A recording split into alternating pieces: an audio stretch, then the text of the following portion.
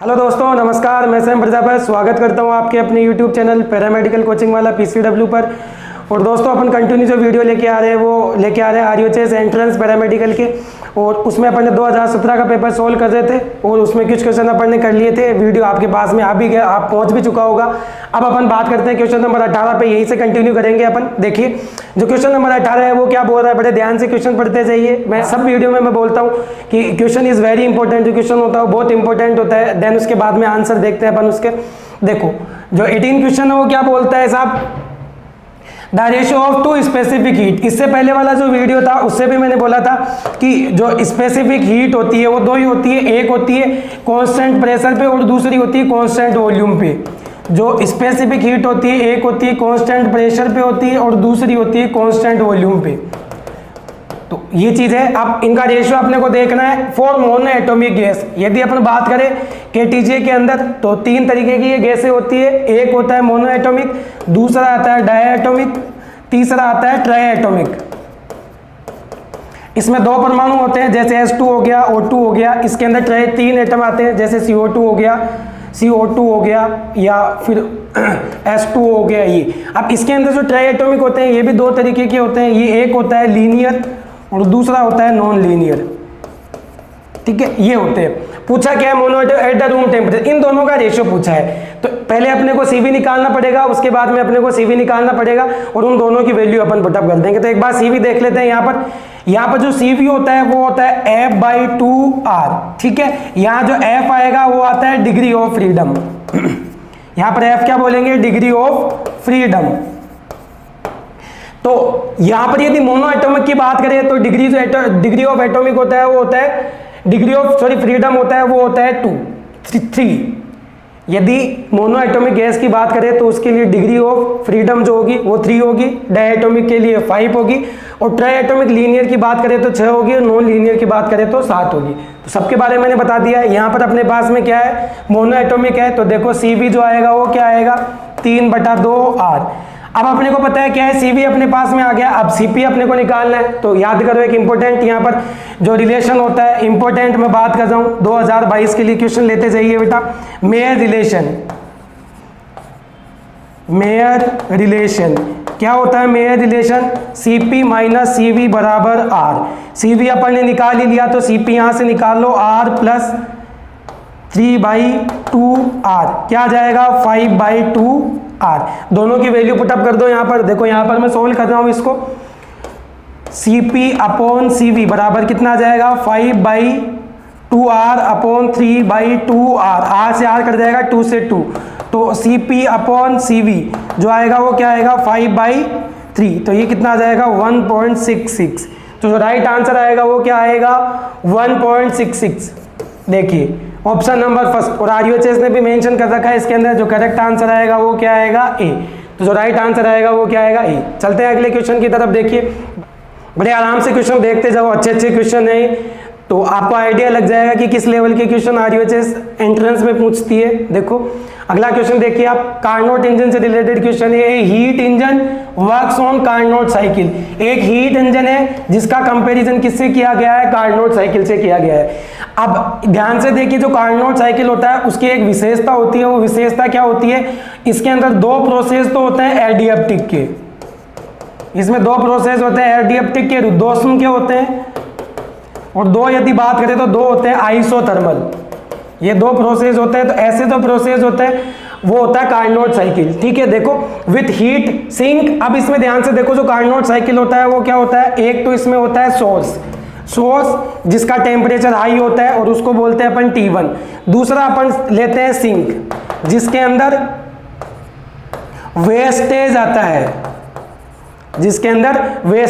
है, वहां लेते हैं अपन सिंक। इसका टेम्परेचर होता है T2। तो हमेशा ध्यान रखना, T2 जो होगा वो लेस देन होगा T1 से। इसका मतलब क्या हो गया, सोर्स का जो टेम्परेचर होगा वो हाई होगा और सिंक का जो टेम्परेचर होगा वो क्या होगा, लो होगा। ये चीज तुम लोगों को जरूर याद रखनी है, कीप इट माइंड प्लीज। तो क्या आएगा, देखो ये सोर्स सिंक, यहाँ नीचे यहाँ लगा होता है कार्यकारी, जो कि सोर्स से हीट लेता है और किस में कन्वर्ट कर देता है, कार्य में, वर्क में कन्वर्ट कर देता है, और बाकी जो वेस्टेज होता है उसको सिंक में डाल देता है। तो क्वेश्चन पूरा पढ़ो। एट द सिंक का जो टेम्परेचर दे रखा है वो दे रखा है 27 डिग्री। यहाँ पर जो टेम्परेचर दे रखा है वो दे रखा है 27 डिग्री सेंटीग्रेड, ये दे रखा है। हमेशा ध्यान रखना जो भी टेम्परेचर अपन यहाँ पर लेंगे वो किस में लेना है, केल्विन में लेना है। तो 27 डिग्री को केल्विन में कन्वर्ट करोगे तो कितना आ जाएगा, 27 डिग्री प्लस 273, 273 केल्विन उसमें ऐड कर दो तो कितना आ जाएगा, ये 300 केल्विन। यहाँ कितना आ जाएगा, 300 केल्विन। पूछा क्या है, और इंजन की जो एफिशिएंसी दे रखी है, एफिशिएंसी को अपन दिखाते हैं नीटा से, the temperature of the heat source. तो अपने को जो हीट सोर्स है उसका टेम्परेचर अपने को फाइंड आउट करना है। तो आपको पता है जो नीटा होता है, जो एफिशिएंसी होती है कार्नोट साइकिल की, वो होती है 1 - T2/T1। क्योंकि आपने जो थ्योरी है वो सारी रिवाइज कर ली होगी, क्योंकि लास्ट टाइम आ गया है पेपर का, तो आपकी थ्योरी भी क्लियर होगी, खूब सारे क्वेश्चन भी आपने प्रैक्टिस किए होंगे। ये आप केवल वीडियो देख रहे हो डेमो के तौर पे कि अपने को कितने क्वेश्चन आते हैं कितने नहीं आते, तो आपको थ्योरी तो कंप्लीट हो गई होगी। तो इसमें ये जो फॉर्मूला आता है कार्नोट साइकिल का, पढ़ लिया होगा। देखो यहाँ पर फिर भी मैं एक बार बता देता हूँ। तो जो एफिशिएंसी आएगी वो कितनी आएगी, 1 - T2/T1। तो क्या जाएगा, देखो एफिशिएंसी कितनी दे रखी, 25%। इसको लिख सकते हैं U। 1 - T2 कितना दे रखा है, टेम्परेचर ऑफ सिंक, वो कितना है 300 केल्विन/T1। T1 अपने को फाइंड आउट करना है, तो उल्टा पुल्टा कर लो इनको। क्या जाएगा, 300/T1 बराबर क्या जाएगा, 1 - इसको काट दो, 25 से कम 25, ये कितना आ जाएगा, 25 से कम 25 और 25 चौक 100, 1.1/4। ये इसको सोल्व कर लो। यहाँ पर देखो क्या आ जाएगा, 300T1 बराबर क्या आ जाएगा, 3/4। देखो यहाँ पर एलसीएम ले लो, 4 - 1 3, तो 3/4। तो उल्टा कर दो इसको, तो T1 बराबर क्या आ जाएगा, 4/3 इंटू 300, 3 से 3 ये कितना आ जाएगा 100, और 100 को मल्टीप्लाई करोगे तो कितना आ जाएगा 400 केल्विन। तो राइट आंसर आएगा वो क्या आएगा, 400 केल्विन। देखिए कौन सा है, ऑप्शन बी। आप जल्दी में ना करें प्लीज, क्योंकि यहाँ पर ऑप्शन जो सेट करता है वो आपसे ज्यादा होशियार होता है। देखो उसने पहले डिग्री सेंटीग्रेड करी है, 400 के साथ में इसने क्या ऐड किया है, डिग्री सेंटीग्रेड। तुम लोग वहां पर ध्यान देते नहीं हो और डिग्री सेंटीग्रेड करके आगे बढ़ते हो, तो क्वेश्चन यहाँ पर हो जाता है रॉन्ग। तो ध्यान से देखिए, ऑप्शन आराम से चेक करिए, उसके बाद में आप टिक करिए। तो क्या जाएगा 400 केल्विन। यदि डिग्री सेंटीग्रेड में देना होगा तो कितना आएगा 127 डिग्री सेंटीग्रेड। ठीक है, तो ऑप्शन आराम से चेक करिए, उसके बाद में आप आंसर पुट करिए। वहां पर देखिए क्या आ जाएगा 400 केल्विन। तो जो राइट आंसर आएगा वो क्या आएगा 400 केल्विन।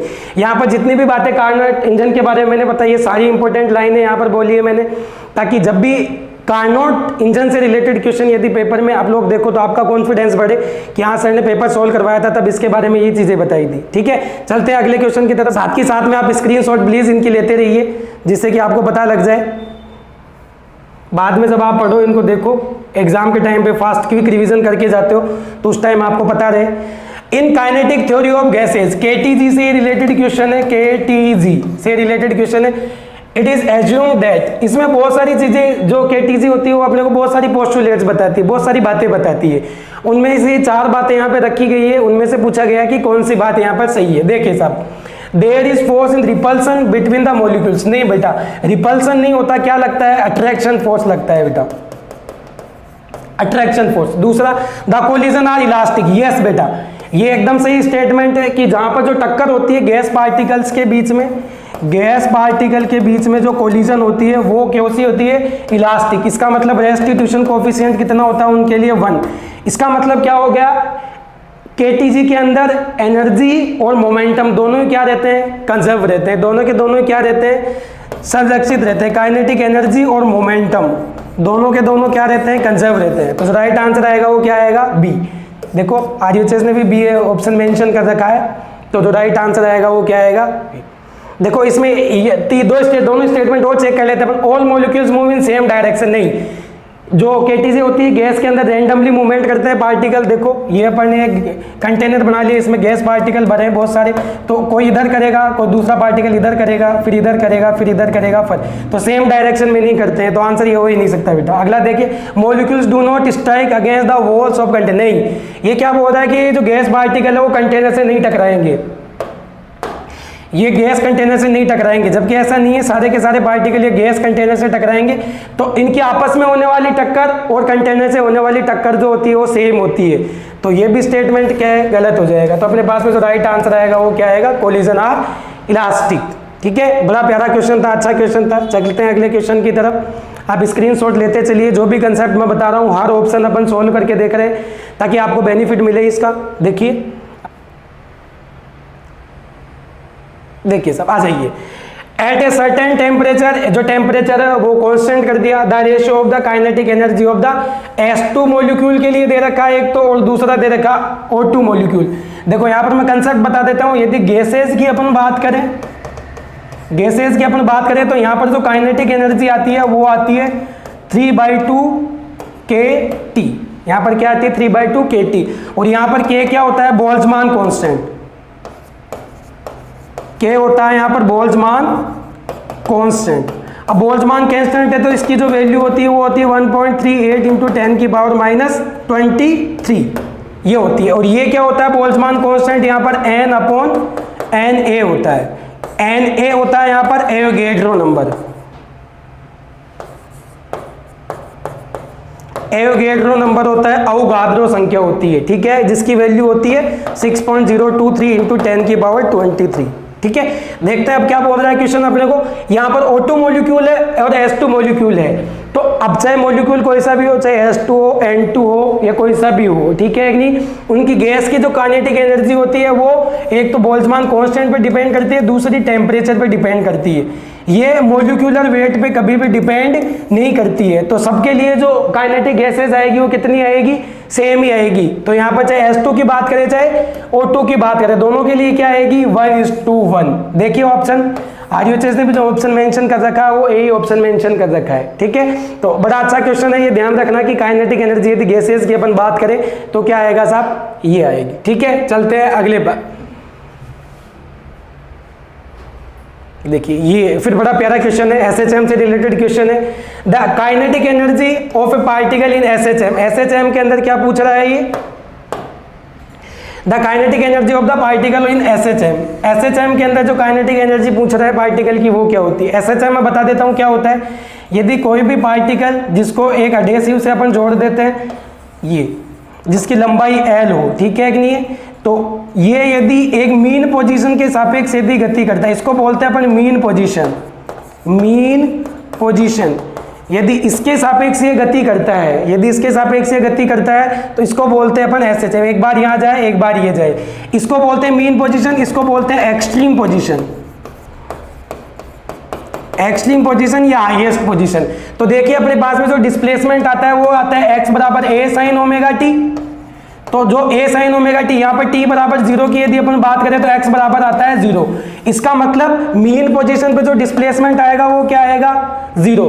अब अपन बात करें काइनेटिक एनर्जी की, यहाँ पर देखो अपने को पता है जो काइनेटिक एनर्जी होती है किसी भी पार्टिकल की वो होती है 1/2 mv²। क्या होती है वो, 1/2 mv²। तो ये अपने पास में x है, यहाँ से v फाइंड आउट कर लीजिए, dx/dt। देखिए d a sin omega t, आप इसको क्या कर दीजिए, डिफरेंशिएट कर दीजिए t के सापेक्ष। तो आपके पास में जो v आएगा वो आएगा a omega cos omega t। बोलो ये आएगा कि नहीं आएगा। तो t बराबर यदि 0 अपन ले तो v जो आएगा वो मैक्सिमम आएगा और कितना आएगा, a ओमेगा। ये किस पर लिया अपन ने, मीन पोजीशन पे बेटा, यहाँ पर अपन ने लिया है t बराबर 0 पर मीन पोजीशन पे। तो वेलोसिटी क्या आएगी, मैक्सिमम। अब यहाँ देखिए यदि वेलोसिटी मैक्सिमम आएगी तो उसके लिए जो काइनेटिक एनर्जी आएगी वो भी क्या आएगी, हाई आएगी। काइनेटिक एनर्जी आएगी वो भी क्या आएगी, हाई। तो एक्सट्रीम लेवल पे जो काइनेटिक एनर्जी आएगी वो क्या आएगी, 0, क्योंकि वहां पर जो वेलोसिटी आएगी वो क्या आएगी, 0 आएगी। तो देखिए आप कौन सा सही है, ऑलवेज 0। क्या पूछा है, kinetic energy particle in SHM, नहीं, हमेशा 0 नहीं होती है। ऑलवेज कांस्टेंट नहीं, एक्सट्रीम पे 0 होती है और मीन पोजीशन पे मैक्सिमम होती है। Maximum at mean position, yes. तो जो राइट आंसर आएगा अपने पास में क्या आएगा, सी। देखते हो ऑप्शन और दे रखा है क्या, मैक्सिमम एट एक्सट्रीम पोजीशन, नहीं बेटा, मिनिमम एट एक्सट्रीम पोजीशन।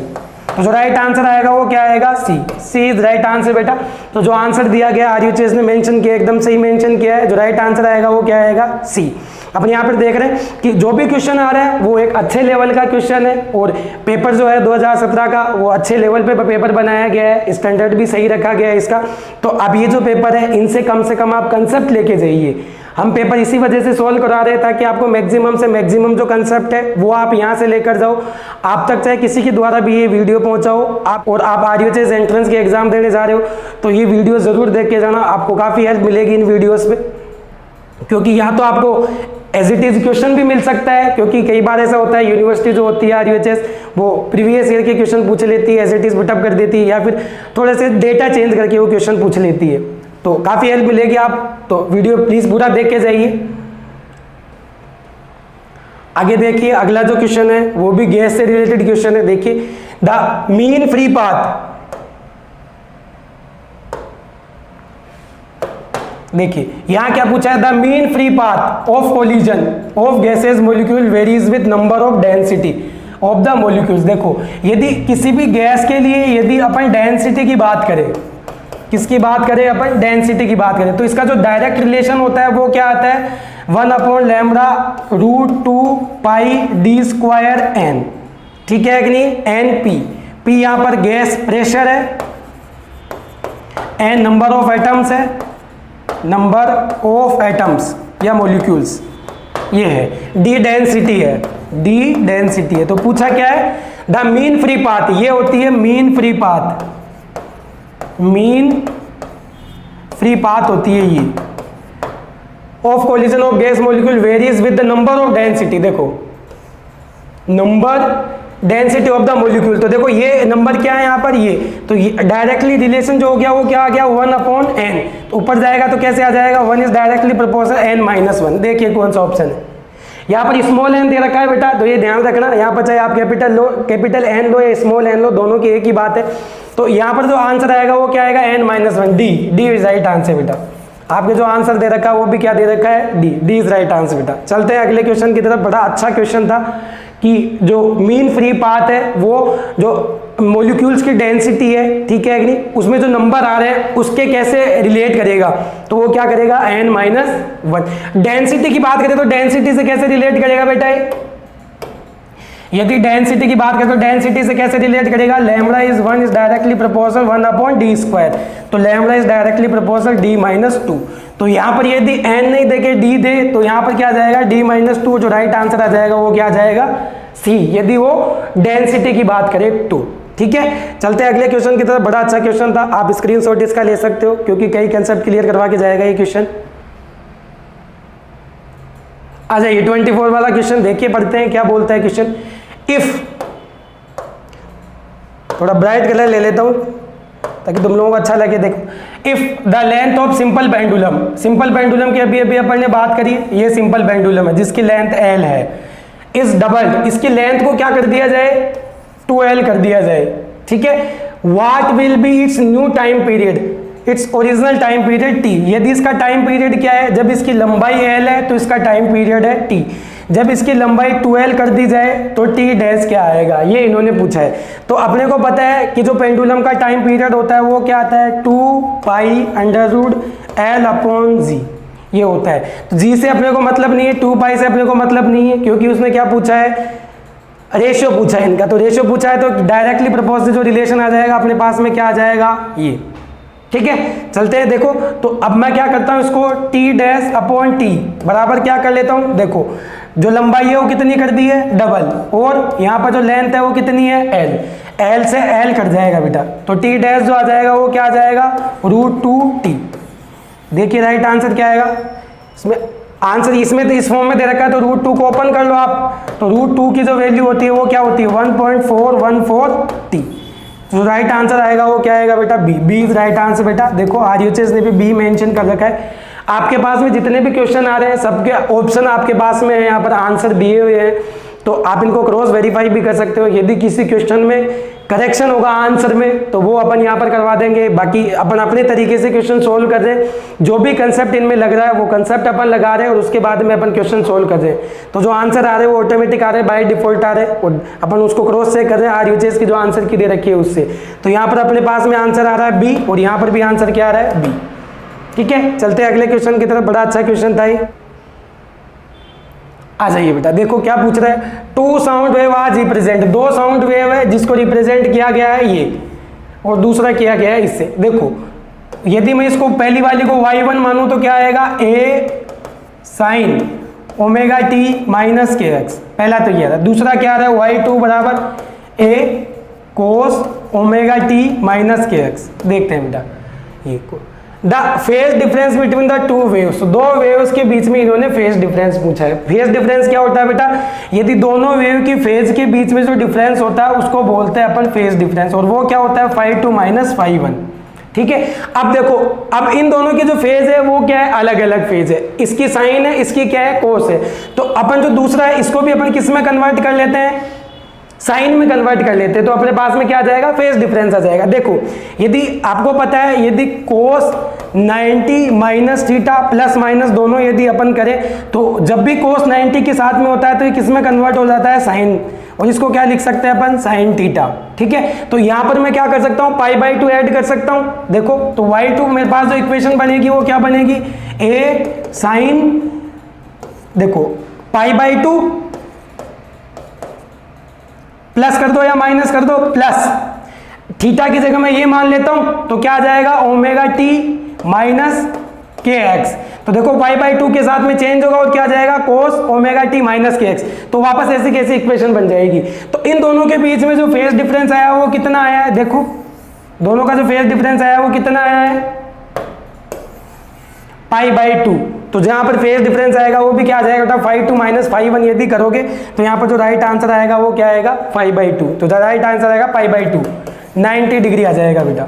तो जो राइट आंसर आएगा बी, देखो यहाँ पर RHS ने भी मेंशन कर रखा है, तो जो अपने आंसर आएगा वो क्या आएगा, π/2 बी आंसर आ जाएगा। हमेशा ध्यान रखना जब भी आपको फेज डिफरेंस लिखना होता है तो ये चीज़ ध्यान रखना कि जो उनकी वेव दे रखी है वो किस में हो, सेम फेज में हो। देखो यहाँ पर साइन है तो यहाँ पर भी क्या आना चाहिए था, साइन। तो इसको अपन ने साइन में कन्वर्ट कर लिया और दोनों की फेज का अपन ने क्या निकाल लिया, डिफरेंस, और वो अपने पास में कितना आया है, π/2। ठीक है, चलते हैं अगले क्वेश्चन की तरफ। देखो बड़ा अच्छा क्वेश्चन था ये।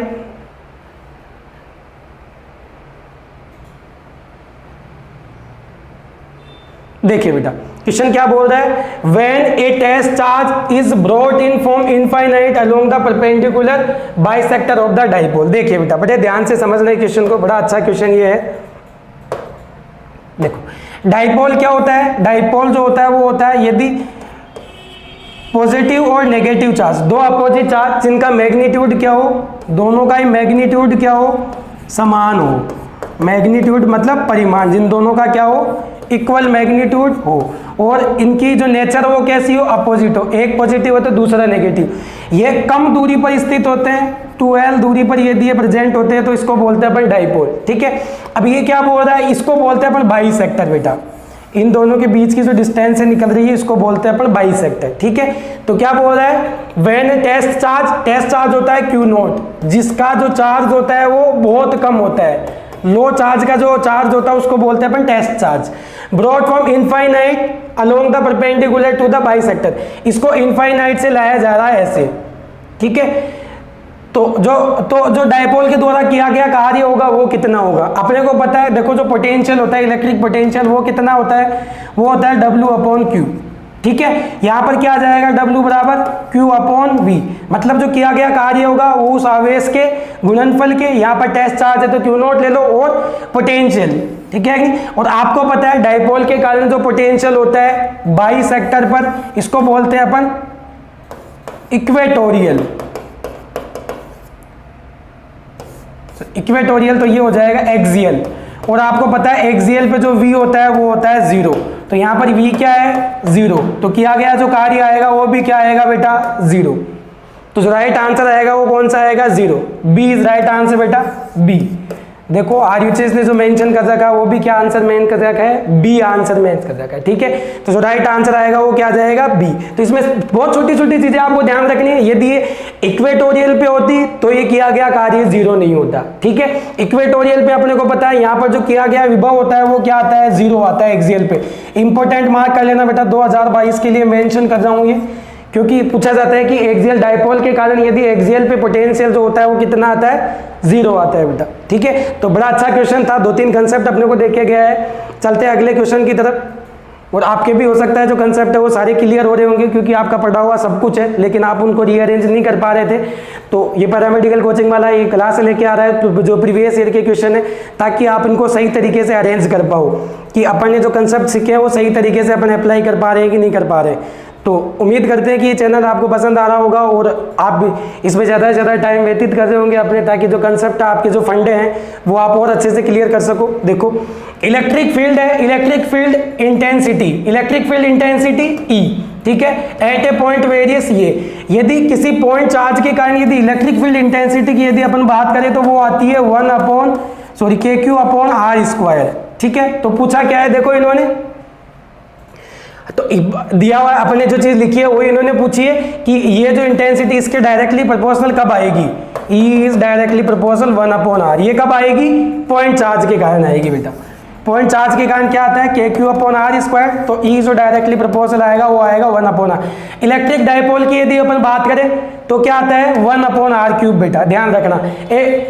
प्लेन इनफाइनाइट शीट की यदि अपन बात करें तो E क्या आता है σ/2ε0 बेटा, और ए लाइन चार्ज के कारण क्या आता है 2K/λ/R बेटा। ठीक है, तो अलग अलग के लिए चारों ऑप्शन मैंने यहाँ पर आपको सोल्व करवा दिए हैं। लाइन चार्ज के कारण आता है 2K/λ/R, E बराबर σ/2ε0, यहाँ पर आता है क्यूब और यहाँ पर आता है स्क्वायर। तो पूछा क्या अपने से स्क्वायर, तो राइट आंसर इज ए। देखो जो RHS ने मेंशन कर रखा है वो भी क्या कर रखा है, ए आंसर मेंशन कर रखा है। ठीक है, चलते हैं अगले क्वेश्चन की तरफ। अच्छे अच्छे क्वेश्चन, सुंदर सुंदर क्वेश्चन ये है, आपको मजा भी आ रहा होगा करने में, देखते ही कर रहे होंगे आप, क्योंकि आपकी थ्योरी कंप्लीट है, आपने थ्योरी पूरी पढ़ ली है। अब तो केवल क्वेश्चन प्रैक्टिस करना बाकी है, तो बाकी क्वेश्चन प्रैक्टिस तो आप कर ही रहे हो, साथ में हम भी थोड़ी सी हेल्प कर रहे हैं आपकी ज़्यादा से ज़्यादा क्वेश्चन प्रैक्टिस करवाने में। देखिए when the distance between two equal charges, ठीक है कि नहीं, इज डिक्रीज, डिस्टेंस तो क्या कर रहे हैं ये डिक्रीज कर रहे हैं, डिस्टेंस डिक्रीज कर रहे हैं, डिक्रीज टू हाफ, जो D डैश है वो कर रहे हैं D/2। ठीक है, and there magnitude of charge Q, ठीक है कि नहीं, डिक्रीज टू हाफ, ये भी हाफ कर रहे हैं बेटा। जो Q डैश है ये भी क्या कर रहे हैं, Q डैश है वो भी क्या कर रहे हैं, हाफ कर रहे हैं। तो द फोर्स बिटवीन देम, तो उन दोनों के बीच में जो लगने वाला फोर्स है वो कितना आएगा। देखिए बेटा इसको अपन देखते हैं ध्यान से थोड़ा सा। देखिए बड़ा बढ़िया कलर में सेलेक्ट करता हूँ ताकि क्वेश्चन आपको समझ में आए। देखो एक +Q है, दूसरा -Q है, ये दोनों D डिस्टेंस पे रखे हुए, तो इनके कारण जो फोर्स लगता है वो लगता है KQ/Q1/Q2/R²। इन्होंने क्या किया है F डैश, मैं F डैश मान लेता हूँ, K एज इट इज रख देता हूँ। Q का मैग्नीट्यूड आधा किया है, दोनों का मैग्नीट्यूड आधा है, और दोनों के बीच की जो डिस्टेंस है वो भी आधी की है। ठीक है, तो क्या जाएगा, जो F डैश आएगा वो क्या आएगा, देखिए बेटा KQ²। ठीक है, यहाँ यदि इक्वल होंगे तो क्या आ जाएगा, Q1 और Q1 यदि आएगा तो F बराबर क्या आ जाएगा यहाँ पर KQ²/R², यहाँ पर D मान रहे हैं, तो देखो क्या आ जाएगा KQ²/4, ये ऊपर चला जाएगा 4, नीचे क्या आ जाएगा D² × 4, 4 से 4 कट जाएगा, और ये कितने F डैश किसके बराबर आ जाएगा, F के बराबर आ जाएगा। इसका मतलब यदि आप मैग्नीट्यूड आधा कर देते हो चार्ज का या डिस्टेंस आधी कर देते हो तो जो लगने वाला बल है उनके बीच में वो किसी पे डिपेंड नहीं करेगा। इसका मतलब डिपेंड तो करेगा इन पे, लेकिन जो फोर्स की वैल्यू आएगी वो पहले की जितनी आएगी। देख लो क्या आएगा, रिमेन अनचेंज। यस, जो राइट आंसर आएगा वो क्या आएगा, रिमेन अनचेंज, क्योंकि पहले जितना था उतना का उतना ही बाद में रहा है फोर्स। तो आप चाहे मैग्नीट्यूड आधा करो या फिर डिस्टेंस आधी करो, दोनों ही कंडीशन में क्या रहेंगे, जो लगने वाला फोर्स उनके बीच में क्या रहेगा, अनचेंज। मतलब पहले 10 न्यूटन लग रहा था, एग्जाम्पल दे रहा हूँ बेटा मैं, यदि पहले 10 न्यूटन था तो अब भी कितना लगेगा, 10 न्यूटन। ठीक है, तो जो राइट आंसर आएगा वो क्या आएगा, रिमेन अनचेंज। देखिए RHS ने जो आंसर दे रखा है वो क्या दे रखा है, ए ही दे रखा है। ठीक है, चलते हैं अगले क्वेश्चन पे। बेटा अच्छा क्वेश्चन था ये, इलेक्ट्रोस्टैटिक्स जो टॉपिक है अपने 12th क्लास का टॉपिक है उससे रिलेटेड क्वेश्चन है। ये देखिए क्या बोला है, which statement influence the capacity of the capacitor. Capacity of the capacitor देखो मैं बता देता हूँ, C जो डिपेंड करता है वो ε0 A/D पे डिपेंड करता है बेटा। ये डाइलेक्ट्रिक कांस्टेंट हो गया, ये एरिया हो गया प्लेटों के बीच का, और ये उनके बीच की प्लेट्स के बीच की डिस्टेंस हो गई बेटा। देखिए ऑप्शन चेक कर लीजिए कौन सा सही है। Area of plate, yes, thickness of the plates नहीं, द रेट ऑफ चेंज नहीं, क्या जाएगा, area of the plate, dielectric between the plates and the rate of charge. देखिए नहीं, रेट ऑफ चार्ज नहीं बेटा। अगला क्या जाएगा, distance between the plates yes ये सही है। Dielectric between the plates, yes. Thickness of the plates, नहीं बेटा थिकनेस नहीं आएगी। अगला देखो distance between the plates, yes. Area of the plates, yes. और डाइलेक्ट्रिक बिटवीन द प्लेट्स, देखिए यदि दो ये पैरेलल प्लेट है, ये दो पैरेलल प्लेट है, यदि ये डिस्टेंस पे रखी हुई है, इसका एरिया यदि ये है तो इसका जो कैपेसिटेंस होगा वो होगा epsilon not a upon D. ठीक है, तो किस किस पे डिपेंड कर रही है? डिस्टेंस पे, एरिया पे और डाइलेक्ट्रिक कांस्टेंट पे। जो राइट आंसर आएगा वो क्या आएगा बेटा? डी। आपके पास में जो राइट आंसर आएगा इसका क्या आएगा बेटा? डी आंसर आएगा। एक चलते हैं अपने अगले क्वेश्चन की तरफ। जो अगला क्वेश्चन है वो भी एक बढ़िया क्वेश्चन है। देखिए क्या बोल रहा है क्वेश्चन अपने को, देखिए electrical conductivity is the reciprocal of. देखिए इलेक्ट्रिकल जो कंडक्टिविटी है, अब दो चीजें यहां पर बता देता हूं। एक अपने पास में होता है कंडक्टेंस, एक होता है अपने पास में कंडक्टेंस, दूसरा होता है कंडक्टिविटी। दूसरा होता है कंडक्टिविटी। जो कंडक्टेंस होता है वो आर के रेसिप्रोकल होता है, और जो कंडक्टिविटी होती है वो जो रेजिस्टिविटी होती है उसके स्पेसिफिक रेजिस्टेंस इसको बोलते हैं, उसके रेसिप्रोकल होती है। तो ये क्या है? रेजिस्टेंस। ये है रेजिस्टेंस और ये क्या है? रेजिस्टिविटी। रेजिस्टिविटी अपन इसको बोल सकते हैं या फिर बोल सकते हैं स्पेसिफिक रेजिस्टेंस। ये बोल सकते हैं अपन इसको स्पेसिफिक रेजिस्टेंस। तो अपने पास में देखो क्या देखो कंडक्टिविटी है तो ये किसका रेसिप्रोकल होगा? रेजिस्टिविटी की। देखिए आंसर क्या दे रखा है? रेजिस्टिविटी। यस बेटा, तो जो राइट आंसर आएगा वो क्या आएगा? बी इज राइट आंसर बेटा। देखिए जो आरयूएचएस ने वो भी बी मेंशन कर रखा है, तो राइट आंसर आएगा बी। यदि रेजिस्टेंस आता है तो क्या बोल देते उसको? कंडक्टेंस। चलते हैं बेटा अगले क्वेश्चन की तरफ। यहाँ पर जो भी चीजें पॉसिबल हो सकती है सारी चीजें आपको बताई जा रही है, ताकि आपको ज्यादा प्रॉब्लम नहीं हो पेपर करने में, आपको लगे कि ये चीजें अपनी पड़ी हुई है। देखिए अगले जो अपना क्वेश्चन आया है, देखो क्या है? If the number of turns of A solenoid. Solenoid में बता देता हूं, यदि मान के चलो कोई भी एक मटेरियल है, उस पर यदि अपन क्या कर देते हैं? वायर लपेट देते हैं ऐसे, उसको बोलते हैं अपन सोलेनोइड। और इसके अंदर यदि अपन करंट फ्लो कर देते हैं, यदि इसके अंदर अपन क्या कर देते हैं? करंट फ्लो करते हैं, तो ये किसकी तरह बिहेव करती है? मैग्नेट की तरह बिहेव करती है। इस ऐसी जो स्ट्रक्चर होती है, जो डिवाइस होती है, उसको बोलते हैं अपन सोलेनोइड। टर्न्स क्या कर रहे हैं? ये टर्न्स कर रहे हैं डबल, ठीक है कि नहीं है? और what will with happen? It's coefficient of self inductance. देखिए बेटा अपने पास में एक होता है सेल्फ इंडक्टेंस, दूसरा होता है म्यूचुअल इंडक्टेंस। जो सेल्फ इंडक्टेंस होता है उसको अपन दिखाते हैं एल से, वो जो म्यूचुअल इंडक्टेंस होता है उसको दिखाते हैं अपन एम से। ठीक है, तो आपको पता है ये जो इनके बीच में जो रिलेशन होता है वो आता है एन फाई बराबर एल आई, ये होता है। तो यहाँ पर जो एल आता है वो क्या आता है? N phi upon I. तो इसके लिए यदि मैग्नेटिक फ्लक्स की यदि अपन बात करें तो ये क्या आता है बेटा? म्यू जीरो एन आई, ठीक है, अपॉन एल। ये क्या आता है साहब? इसका मैग्नेटिक फील्ड आता है। तो देखिए जो एल आता है वो क्या आ जाएगा? N mu zero N I upon I L. I से आई कट जाएगा बेटा। अब इनके बीच में देखो क्या पूछा गया? L is directly proportional N square आ जाएगा बेटा, क्योंकि ये जो नंबर ऑफ टर्न्स है अपने को तो उससे मतलब है। इसके बाद इसने करंट भी नहीं दे रखी है, इसके बारे में लेंथ भी नहीं दे रखी है, तो इसका जो डायरेक्ट नंबर ऑफ टर्न से रिलेशन आएगा वो क्या आएगा? L is directly proportional N square, ठीक है कि नहीं? तो जो एन स्क्वायर आएगा, तो देखिए यदि डबल कर दिया जाए तो देखो एल टू एल बराबर क्या आ जाएगा? L one. तो क्या आ जाएगा? 2n का होल स्क्वायर अपॉन n का स्क्वायर। तो L2 जो आ जाएगा वो कितना आ जाएगा? 4L1। तो 4 गुना हो जाएगा बेटा, देखिए 4 टाइम्स। तो जो राइट आंसर दे रखा है वो क्या दे रखा है? सी, ठीक है।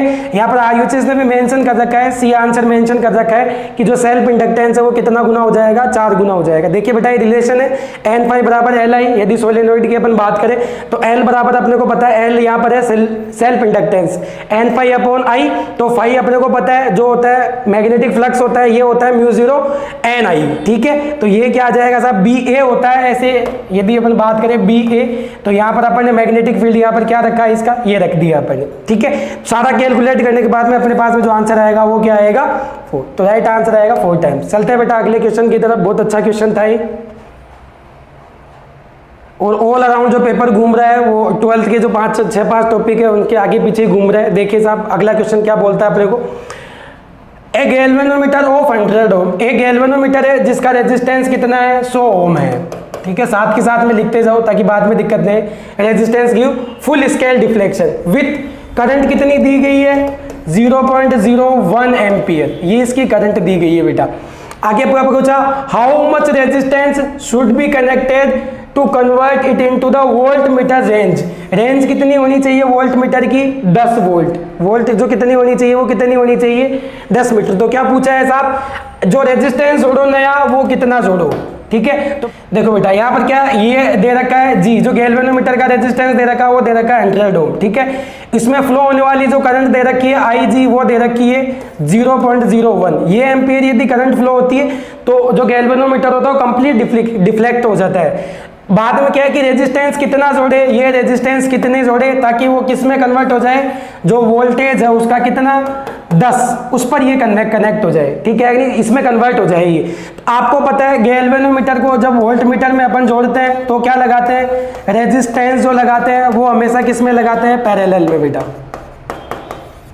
पैरेलल में, ठीक है। दूसरी यदि अपन बात करें गैल्वेनोमीटर को यदि एमीटर में यदि अपन कन्वर्ट करते हैं, एमीटर में यदि अपन कन्वर्ट करते हैं तो एक लो रेजिस्टेंस लगाते हैं, लो रेजिस्टेंस लगाते हैं जिसको बोलते हैं अपन शंट, जिसको क्या बोलते हैं अपन, शंट। तो देखिए बेटा यहाँ पर इन्होंने क्या किया है, एक गैल्वेनोमीटर लिया है ये और इसके अंदर रेजिस्टेंस हो रहा है अपन ने R, ठीक है। इसके सिरों पर जो वोल्टेज है वो कितना है बेटा, 10 वोल्ट है। मैक्सिमम कितने वोल्ट तक दे सकते हैं अपन, 10 वोल्ट। और इसमें फ्लो होने वाली जो करंट है वो कितनी है बेटा, वो है 0.01, ठीक है। तो देखो कैसे कैलकुलेट करते हैं अपन इसको,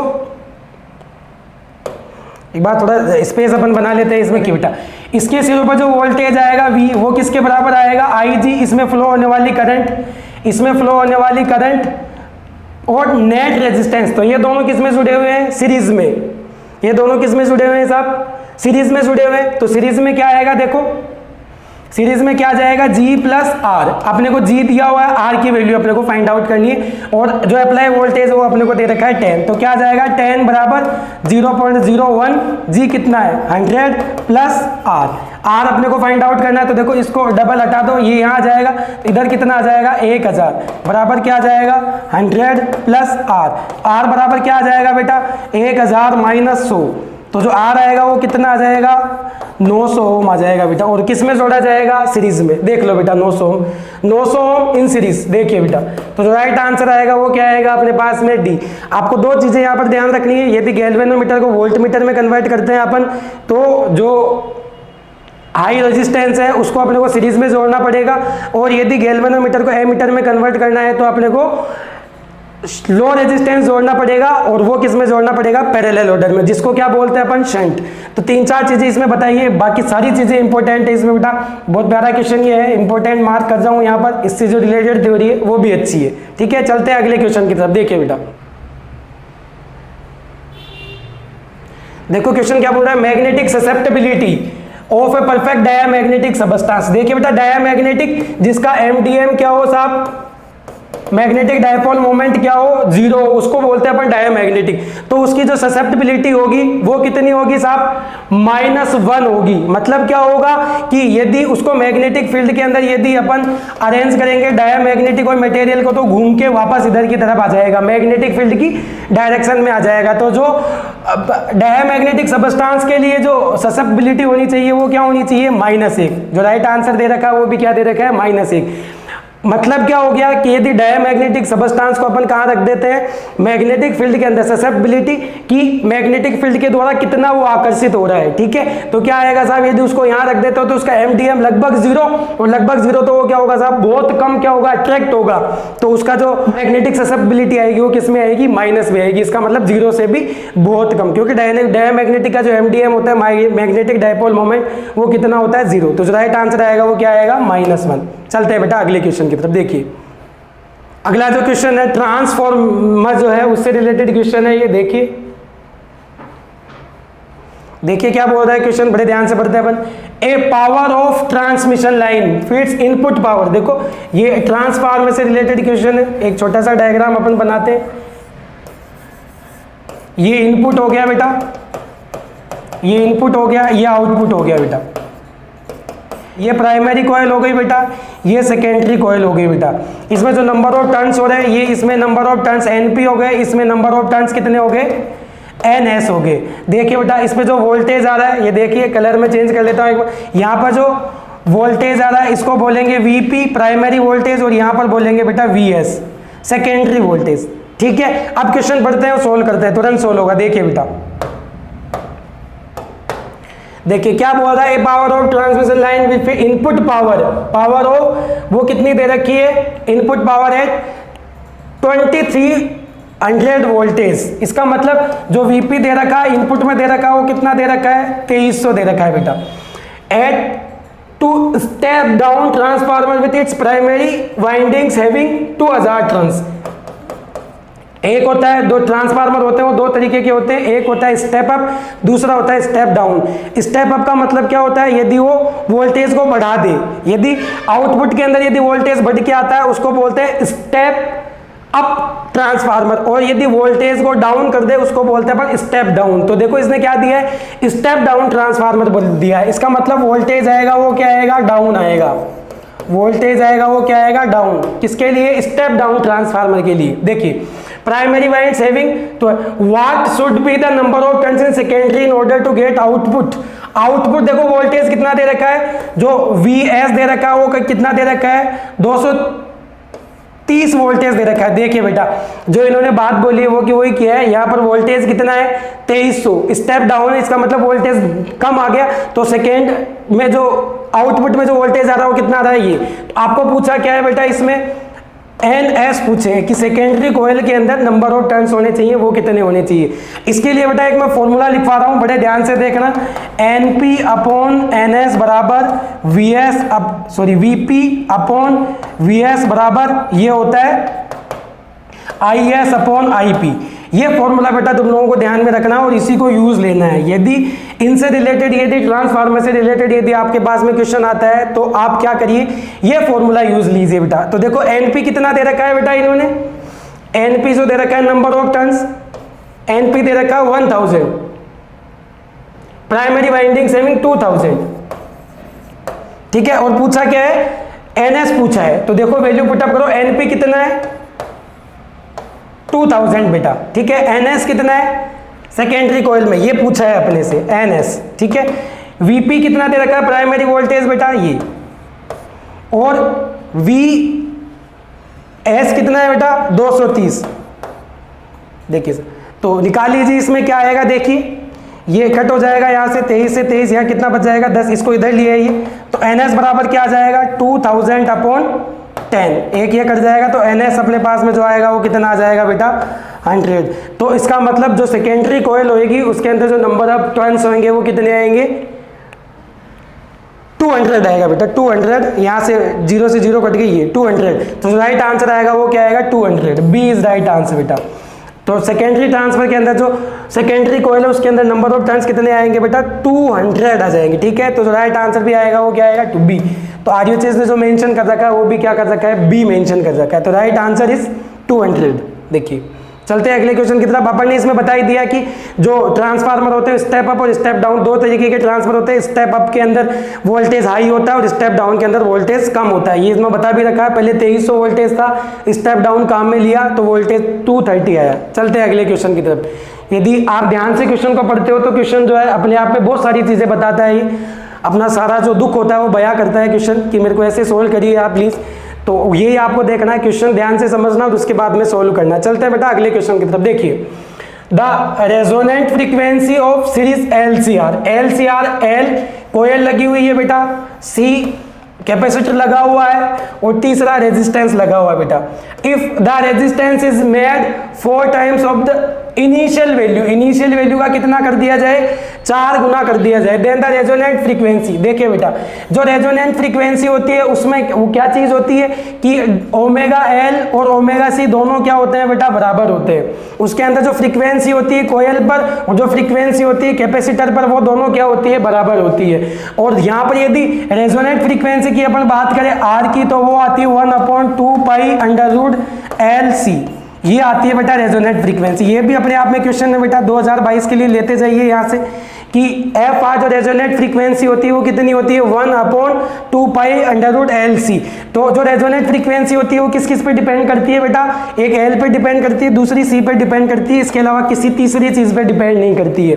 इन्होंने क्या किया, इनिशियल वैल्यू देन द जो रेजिस्टेंस है उसकी वैल्यू 4 गुना बढ़ाई है। यहाँ पर ये 4 गुना क्या 50 गुना भी बढ़ा दे, 100 गुना भी बढ़ा दे, तो भी जो रेजोनेंट फ्रीक्वेंसी है उस पर कोई फर्क नहीं पड़ेगा, तो नो इफेक्ट रहेगा। तो इसका मतलब जो यहाँ पर आंसर आएगा वो क्या आएगा, बी। देखिए आरयूएचएस ने जो आंसर मेंशन कर रखा है वो भी कितना कर रखा है बेटा, बी ऑप्शन मेंशन कर रखा है। इसका मतलब क्या हो गया कि रेजोनेंट जो फ्रीक्वेंसी होती है वो केवल और केवल एल और सी पे डिपेंड करती है, बाकी किसी पे डिपेंड नहीं करती है बेटा। चलते हैं अगले क्वेश्चन की तरफ। देखिए बेटा जो क्वेश्चन है वो ये एसीडीसी से वाला जो टॉपिक है उससे रिलेटेड है, 12th क्लास का टॉपिक है। देखिए the energy stored in the inductance in 1 joule.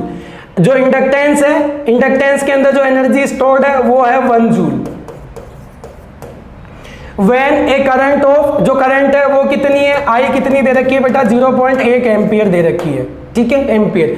Establish in it the self inductance of the coils. जो कोयल है उसमें क्या पूछा है इन्होंने, सेल्फ इंडक्टेंस। देखिए बेटा ये कोयल इन्होंने बनाई है, इसके अंदर जो करंट फ्लो करी है वो 0.1 एम्पियर करी है, ठीक है, आई, और जो इसके लिए एनर्जी दी है वो दी है 1 जूल। तो अपने को पता है बेटा जो स्टोर्ड एनर्जी होती है वो कितनी होती है बेटा, E बराबर होती है 1/2 LI², ठीक है। E की वैल्यू दे रखी है 1 जूल, 1/2 L क्या पूछा है, सेल्फ इंडक्टेंस पूछा है, L अपने को फाइंड आउट करना है 0.1 का होल स्क्वायर। तो कितना आ जाएगा बेटा, इसको उधर ले जाइए, 2 बराबर क्या आ जाएगा, L इंटू इसको स्क्वायर करोगे तो क्या आ जाएगा 1/100। तो L बराबर क्या आ जाएगा बेटा 200 हेनरी।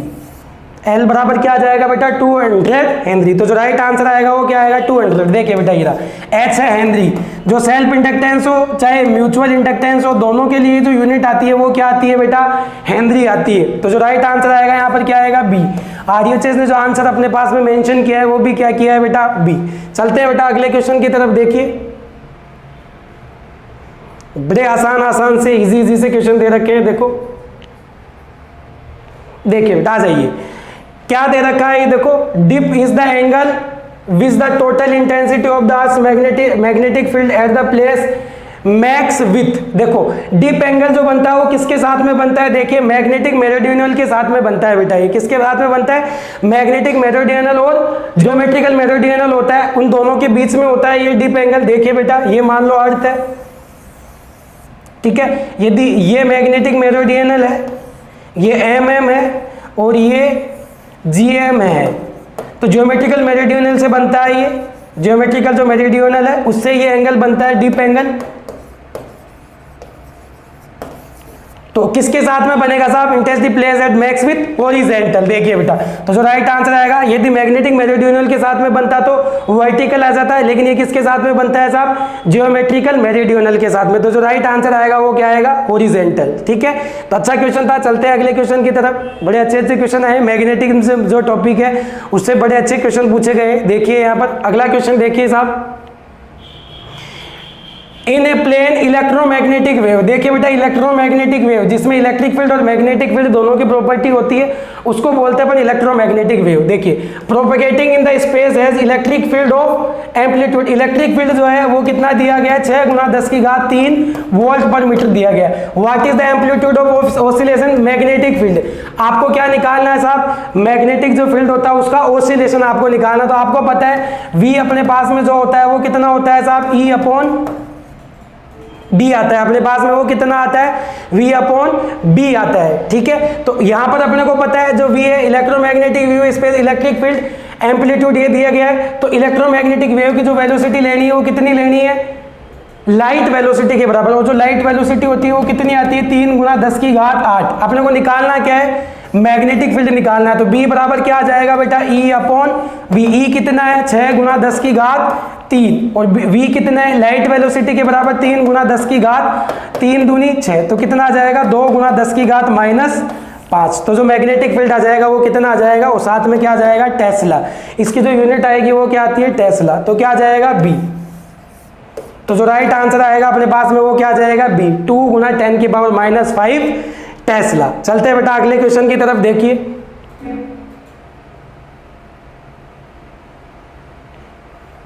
देखिए अगला जो क्वेश्चन है YDSE जो यंग का द्विस्लिट एक्सपेरिमेंट है उससे रिलेटेड क्वेश्चन है। देखिए साहब क्या बोलता है Young's double slit experiment is shifted from air to water. बेटा ये क्या है, रेयर मीडियम है, ठीक है, और वो जो वाटर है वो डेंस मीडियम है। बेटा ये रेयर, ये विरल है, हिंदी में बता देता हूं, ये विरल है, ये सघन है। It can be predict that the fringe pattern, जो फ्रिंज पैटर्न होगा उस पर क्या फर्क पड़ेगा। देखिए बेटा, जब भी वाइल्ड ऐसी एक्सपेरिमेंट जो है, यंग का द्विस्लिट जो एक्सपेरिमेंट है उसको यदि विरल माध्यम से, यदि सघन माध्यम के अंदर यदि एंटर अपन करवाते हैं तो जो फ्रिंज है वो क्या हो जाएगी, श्रिंक हो जाएगी, सिकुड़ जाएगी। बेटा उसकी जो लंबाई हो जाएगी, जो चौड़ाई हो जाएगी वो क्या हो जाएगी, कम हो जाएगी। बेटा देखिए श्रिंक आंसर आएगा, डिसअपेयर नहीं, रिमेन अनचेंज नहीं, श्रिंक आ जाएगी। बेटा छोटी हो जाएगी। यदि YDAC एक्सपेरिमेंट को यदि विरल माध्यम से सघन माध्यम में यदि अपन शिफ्ट कर देते हैं तो क्या होता है साहब, जो फ्रिंज चौड़ाई है वो क्या हो जाएगी, श्रिंक हो जाएगी, कम हो जाएगी। चलते हैं नेक्स्ट क्वेश्चन की तरफ, क्वेश्चन नंबर 40। देखिए क्या बोल रहा है क्वेश्चन नंबर 40, पढ़ते हैं एक बार क्वेश्चन को। Let the two interfering beams, जो बीम दे रखे हैं वो इंटरफेरेंस से रिलेटेड क्वेश्चन है। ये इंटरफेरेंस जो व्यतिकरण होता है, हिंदी में यदि अपन बात करें व्यतिकरण से रिलेटेड ये क्वेश्चन है। Have amplitude in the ratio, जो रेशियो दे रखा है अपने को वो दे रखा है एम्पलीट्यूड का, आयाम का जो रेशियो है वो दे रखा है A1 A2 1:2 दे रखा है, ठीक है। द इंटेंसिटी रेशियो पूछा क्या है, इंटेंसिटी रेशियो मैक्सिमा और मिनिमा, जो पूछा क्या है वो क्या है, मैक्सिमा और मिनिमा के बीच में जो इंटेंसिटी का रेशियो वो अपने से पूछा गया है व्यतिकरण के लिए। तो देखिए मैं आपको डायरेक्ट फॉर्मूला बता देता हूं इसका, कि यदि मान के चलो अपने को एम्पलीट्यूड दे रखा है और आई मैक्स और आई मिनिमम यदि पूछा जाता है, आई मैक्स और आई मिनिमम, तो इसके लिए जो डायरेक्ट फॉर्मूला आता है वो आता है एम्पलीट्यूड का एडिशन अपॉन एम्पलीट्यूड का डिफरेंस की पावर 2। तब तो ये अपने को लगाना, और मान के चलो यदि यहां पर ये क्या दे देता है, इंटेंसिटी का यदि रेशियो दे देता है, यदि क्वेश्चन अपने को क्या कर देता है, इंटेंसिटी का रेशियो यदि अपने को दे देता है, तो उसका जो आई मैक्स और आई मिनिमम आएगा वो क्या आएगा। बड़ा प्यारा कंसेप्ट है, आप बड़े ध्यान से देखिए इसको। √I1 plus √I2 upon √I1 minus √I2, ये कंसेप्ट होता है। बेटा यदि आपको इंटेंसिटी दी हुई हो और आपको क्या करना है साहब, आई मैक्स और आई मिनिमा निकालना है, तो आप क्या कर दो, रूट को ऐड कर दो, और जबकि क्या है एम्पलीट्यूड यदि आपको दे रखा है तो आप क्या कर दो, एम्पलीट्यूड का ऐड कर दो और डिफरेंस कर दो। तो देखो इसके हिसाब से अपन करते हैं, क्वेश्चन क्या आ जाएगा यहाँ पर, I max I minimum, I max I minimum, देखिए क्या आ जाएगा 2 + 1 और 2 - 1 का स्क्वायर कितना आ जाएगा, देखो 3 और 3 का स्क्वायर 9, तो I max upon I minimum जो आ जाएगा वो क्या आ जाएगा, देखिए आई मैक्स आई मिनिमम ये कितना आ जाएगा 3 9 और 9 का 2 + 1 9 3 और 3 का स्क्वायर 9 = 1, तो आई मैक्स और आई मिनिमम का जो रेशियो आएगा वो क्या आएगा 9:1। देखिए क्या है ये सी, तो राइट आंसर दे रखा है अपने पास भी क्या आएगा आंसर सी, और RHS ने जो मेंशन कर रखा है वो भी सी आंसर मेंशन कर रखा है।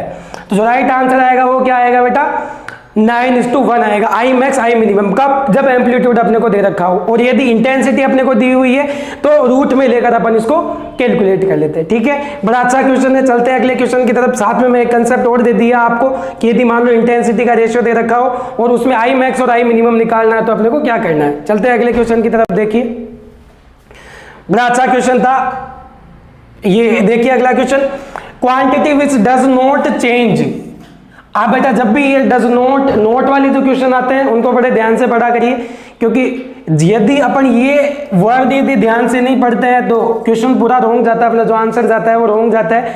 तो आप इस चीज का जरूर ध्यान रखिए कि क्वेश्चन नहीं पूछना चाह रहा है या हाँ पूछना चाह रहा है। यहाँ क्या पूछना चाह रहा है, quantity which does not change during the refraction. आपको पता है रिफ्रैक्शन क्या होता है, एक होता है रिफ्रैक्शन, एक होता है रिफ्लेक्शन, एक होता है रिफ्लेक्शन, दूसरा होता है रिफ्रैक्शन। जो रिफ्लेक्शन होता है वो सेम मीडियम के अंदर होता है बेटा, ये चीज ध्यान रखना, जो मीडियम होता है वो सेम होता है, जबकि रिफ्रैक्शन की यदि अपन बात करें तो मीडियम जो होता है वो क्या होता है, चेंज होता है बेटा। ठीक है। तो यदि क्या हो रहा है साहब, यदि कोई रेज है वो यदि एक मीडियम से, यदि इसको ए मीडियम मान ले, इसको बी मीडियम मान ले, तो जब वेव एक मीडियम से दूसरे मीडियम की तरफ जाती है तो निम्न में से कौन सी चीज चेंज नहीं होती है? देखो डायरेक्शन ऑफ लाइट चेंज होगी, अभिलंब की तरफ मुड़ जाती है रेज, रेज जो होती है वो परपेंडिकुलर की ओर मुड़ जाती है। जैसे स्पीड ऑफ लाइट नहीं, ये भी क्या होगी, तो कौन सी चीज चेंज नहीं होगी? तो क्या चेंज नहीं होगी? इसकी फ्रीक्वेंसी बेटा चेंज नहीं होगी, बाकी सब चीजें चेंज होगी, क्योंकि आपको पता है न्यू बराबर होता है सी लैम्बडा, ठीक है। तो उसमें केवल फ्रीक्वेंसी चेंज नहीं होगी, बाकी सारी की सारी जो चीज है वो क्या हो जाएगी, चेंज हो जाएगी। डायरेक्शन ऑफ लाइट चेंज हो जाएगी, स्पीड ऑफ लाइट वो चेंज हो जाएगी, वेवलेंथ ऑफ लाइट चेंज हो जाएगी। क्यों हो जाएगी? क्योंकि ये जो रिफ्रैक्शन होता है वो एक मीडियम से दूसरे मीडियम में जाने पर चेंज होता है, ठीक है कि नहीं। तो जो राइट आंसर आएगा वो क्या आएगा, सी। आरयूएचएस ने जो आंसर मेंशन कर रखा है वो भी सी ही मेंशन कर रखा है, ठीक है। चलते हैं नेक्स्ट क्वेश्चन की तरफ। देखिए ये रियोप्टिक से रिलेटेड क्वेश्चन है, देखिए, और वही रिफ्लेक्शन से रिलेटेड क्वेश्चन है। देखिए क्या बोलते हैं, इफ द क्रिटिकल एंगल को किससे दिखते हैं अपन, थीटा सी से, क्रांतिक कोण, for total internal reflection from medium to vacuum, medium से वैक्यूम की तरफ जा रहा है। देखिए इसमें ऐसे होता है, यदि टोटल इंटरनल रिफ्लेक्शन यदि होता है तो जो वेव होती है तो जहां से जाती है उसी मीडियम में वापस लौट आती है, और वह एंगल जहां पर ये क्या करती है, जो परपेंडिकुलर है उससे 90 डिग्री का एंगल बना ले, उसको बोलते हैं अपन, ये होता है क्रिटिकल एंगल बेटा। जब कोई लाइट डेंस मीडियम से यदि रेड मीडियम के अंदर जाती है और वह एंगल जिससे कि वह पैरेलल के साथ, सॉरी परपेंडिकुलर के साथ में 90 डिग्री का एंगल ड्रॉ कर ले, तो उसको बोलते हैं अपन क्रिटिकल एंगल। तो देखिए क्या पूछा है, वेलोसिटी ऑफ लाइट पूछिए मीडियम के लिए। मीडियम के लिए जो वेलोसिटी ऑफ लाइट होती है वो होती है म्यू बराबर सी अपॉन वी। तो यहाँ पर वी बराबर क्या जाएगा, सी अपॉन म्यू। लेकिन म्यू के लिए क्या करें, अब जो रिफ्रैक्टिव इंडेक्स है उसके लिए क्या करें अपन, उसके लिए देखो एक रिलेशन होता है क्रिटिकल एंगल और रिफ्रैक्टिव इंडेक्स के बीच में, वो होता है म्यू बराबर 1 अपॉन साइन थीटा सी, ये होता है। तो इससे आप क्या निकाल लो, म्यू निकाल लो और यहाँ पर वैल्यू पुटअप कर दो। देखिए क्या आएगा, जो रिफ्रैक्टिव इंडेक्स है वो क्या जाएगा, साइन थीटा सी कितना दे रखा है, 30 डिग्री, और 30 डिग्री की जो वैल्यू होती है वो होती है 1/2, 2 ऊपर चला जाएगा तो म्यू कितना आ जाएगा यहाँ पर 2। देखिए साहब, तो यहाँ v बराबर क्या आ जाएगा, ये लाइट वेलोसिटी है, लाइट वेलोसिटी आती है 3 मल्टीप्लाई 10 की पावर 8 अपॉन म्यू कितना आया है 2। तो जो v आएगा वो क्या आएगा 1.5 इंटू 10 की पावर 8 मीटर पर सेकेंड। देख लीजिए बेटा, चेक कर लीजिए जो ऑप्शन है फर्स्ट इज राइट आंसर बेटा। ऑप्शन जो ए है वो राइट आंसर है, और जो आरयूएचएस ने वो भी आंसर यही मेंशन कर रखा है ए, तो ए इज राइट आंसर बेटा। चलते हैं अगले क्वेश्चन की तरफ। बड़ा अच्छा क्वेश्चन था ये। पहले दोनों के बीच में रिलेशन निकाल लीजिए आप, और रिलेशन निकालने के बाद में रिफ्रैक्टिव इंडेक्स की जो वैल्यू है वो इसमें पुटअप कर दीजिए। इंपॉर्टेंट फॉर्मूला है बेटा, मार्क कर लीजिए, 2022 के लिए लेते जाइए। चलते हैं बेटा अगले क्वेश्चन की तरफ। देखिए बेटा, जो क्वेश्चन बोल रहा है वो क्या बोल रहा है, the ratio of the energy of photon. Energy of photon का जो रेशियो है वो निकालना अपने को विथ लैम्डा बराबर दे रखा है नैनोमीटर दैट, और दूसरी दे रखी है ये। तो आपको पता है जो फोटोन की जो एनर्जी होती है वो होती है एस सी अपॉन लैम्डा। इसका मतलब एनर्जी और वेवलेंथ के बीच में जो रिलेशन होता है वो इन्वर्सली का रिलेशन होता है, ठीक है। तो दो का रेशियो निकालना अपने को लिए, देखिए E1 अपॉन E2 बराबर क्या आ जाएगा, लैम्डा 2 अपॉन लैम्डा 1, क्योंकि इन्वर्सली प्रोपोर्शनल रिलेशन होता है। इनके अंदर वैल्यू पुटअप कर दीजिए और देखिए क्या आएगा, E1 अपॉन E2 बराबर क्या आ जाएगा, लैम्डा 1 कितना दे रखा है, लैम्डा 2 800, और लैम्डा 1 कितना दे रखा है 400 नैनोमीटर दे रखा है, ये भी नैनोमीटर से कट जाएगा, क्या आ जाएगा 2। तो जो राइट आंसर आएगा वो क्या आएगा 2। देखिए बेटा, तो राइट आंसर आएगा ए दे रखा आंसर, और जो आरयूएचएस ने मेंशन कर रखा है वो भी क्या कर रखा है, ए आंसर मेंशन कर रखा है। बड़ा आसान सा और सिंपल सा क्वेश्चन है, केवल फोटोन की एनर्जी का रेशियो पूछा है। तो अपने को पता है फोटोन की जो एनर्जी होती है वो E बराबर एस सी अपॉन लैम्डा होता है। तो लैम्डा के साथ में जो रिलेशन होगा वो कैसा होगा, इनवर्सली प्रोपोर्शनल रिलेशन होगा। इन दोनों का रेशियो अपन ने लिख लिया और जो गिवन वेवलेंथ है वो अपन ने पुटअप कर दी, तो अपने पास में आंसर आ गया। चलते हैं अगले क्वेश्चन की तरफ बेटा।